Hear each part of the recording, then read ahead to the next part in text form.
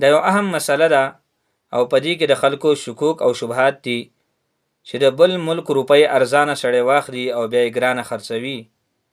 لکه مثلا د سعودي عرب یو ریال مثلا په 6 روپۍ واخلي او بیا یې په 28 روپۍ باندې خرڅوي، نو دا کاروبار شریعت کې جایز دی او کنه.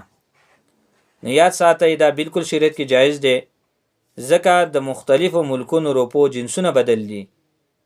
دا مختلف روپۍ په مختلفو اجناس شیانو کې داخلي دي، نو لہذا په دې کې کمې زیاتې کول جایز دی، ځکه د یو ملک او د بل ملک دا جدا جدا روپۍ دي.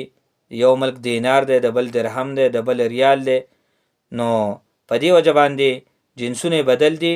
نو په دې کې کمې زیاتې کولی شي چې یو ملک روپۍ سړی ارزانه والی او بیا چې کوم دی دلته کې ګرانه خرڅوي، نو په دې کې هیڅ حرج نشته دی، دا جایز دی.